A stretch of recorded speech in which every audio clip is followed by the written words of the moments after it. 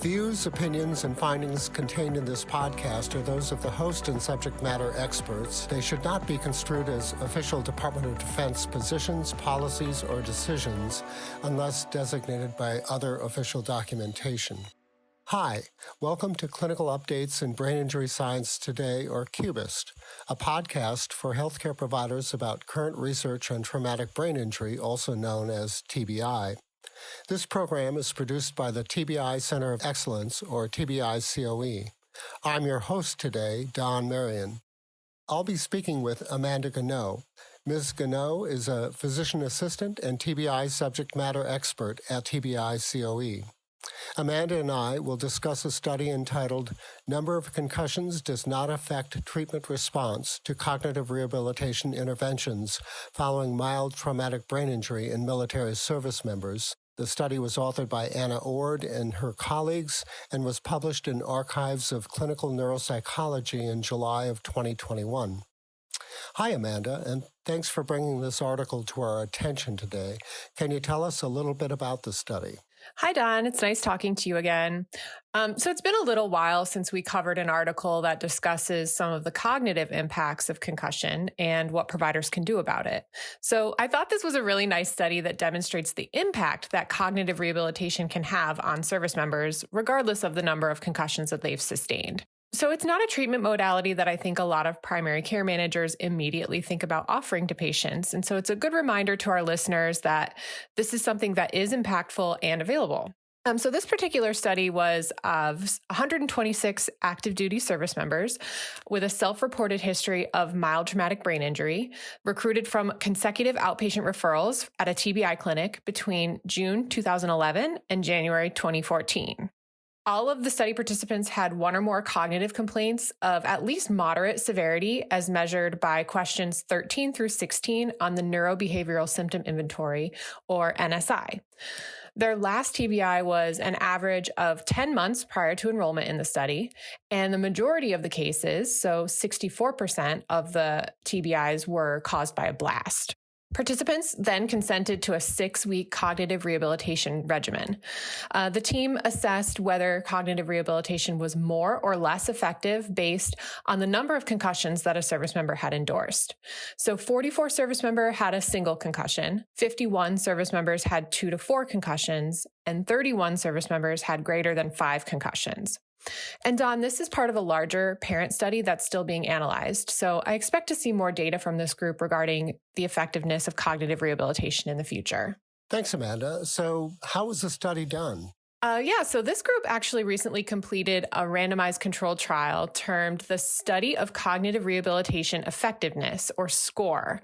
And this study examined different approaches to cognitive rehab interventions in a sample of service members with a history of mild TBI.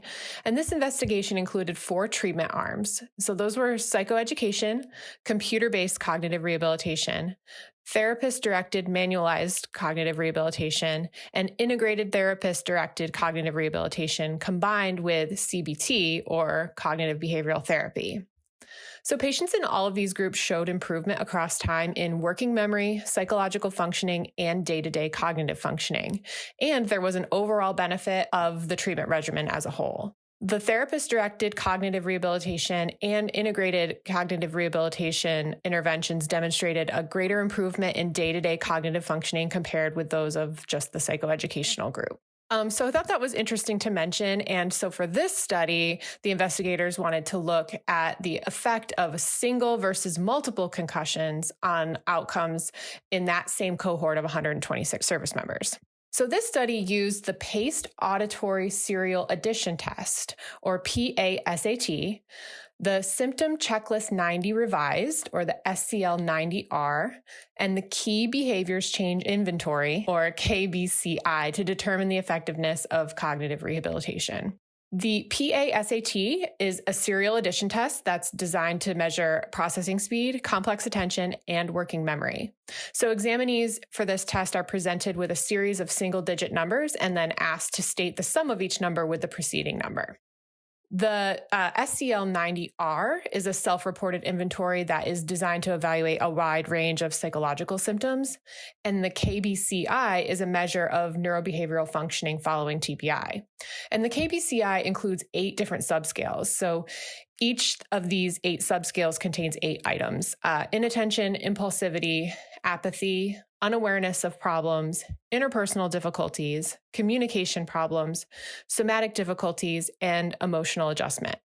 So this is a pretty comprehensive array of testing. It sounds like it. Yeah. So then mixed modal analyses of variances were conducted to evaluate the effect of the concussion frequency on pre to post treatment change for each outcome measure. And then the data were recorded at baseline, 3 weeks, and 6 weeks. So what did they find, Amanda? Well, there was a significant improvement over the 6-week period on all outcome variables, and the interaction between number of concussions was not significant for cognitive functioning on the testing measures that I mentioned. So overall, the study's results indicated that individuals who reported multiple concussions showed approximately the same degree of improvement across all measures as compared with those who only reported one concussion. I'm surprised, frankly. I would have guessed that those with multiple concussions would have had worse outcomes. So, Amanda, I know that there were 4 treatment arms, and you mentioned those, but only 2 of the treatment arms involved active participation of a therapist. In the group as a whole, there was a significant difference or improvement in outcomes for those assigned to the 2 treatment arms that involved active intervention of a therapist. Was this also seen for those with multiple concussions? Really good question, Don. It would have been very interesting to see if those with multiple concussions benefited more or less from therapist-guided cog rehab, but this particular paper did not provide that analysis. Yeah, that's unfortunate. So what were the limitations of the study, Amanda? Well, there were a few. The first being that this population was all military service members with deployment experience and a high rate of psychological comorbidities. So over 50% of the sample had a psychological comorbidity. So this certainly limits the generalizability and also adds a confounding variable for this mild TBI group. Another limitation was that the group identified number of concussions via self-report, and they also grouped 2 to 4 concussions and then 5 or more concussions altogether. So the authors acknowledged that future research could focus on further examining participants with a very high number of concussions, so like a dozen or more, to better understand the characteristics of that specific sample. They also acknowledged that they didn't really account for practice effects on some of the testing measures like the PA-SAT, and at least some of the difference observed over time could be attributed to practice effect. So what were the key takeaways from this study, Amanda? Well, Don, at least in this sample, 6 weeks of cognitive rehabilitation treatment was effective in improving outcomes in service members with moderate to severe cognitive complaints on the NSI, regardless of the number of concussions sustained. So I think it's important for providers to keep this treatment modality in mind for those service members that complain of cognitive symptoms in the post-acute or chronic periods after mild TBI to help decrease their symptom burden. So, Amanda, very interesting. Quick question. Does TBI COE offer any resources for cognitive rehabilitation? Yeah, Don. So TBI COE has a clinical recommendation on cognitive rehabilitation, and it's designed for rehabilitation providers and can be found on the TBI COE website, as well as in the information for this episode. Thanks, Amanda. That's all we have time for today. You can stay up to date on future episodes by subscribing to CUBIST on iTunes, SoundCloud, Stitcher, or wherever you listen to podcasts, where you can also find links to the articles we discussed and other relevant resources. CUBIST is produced and edited by Benny White and was hosted today by me, Don Marion. It is a product of the Traumatic Brain Injury Center of Excellence, a division of the Research and Development Directorate, J9 of the Defense Health Agency, and led by Division Chief Captain Scott Coda, Medical Corps, United States Navy. Thank you for listening to this episode.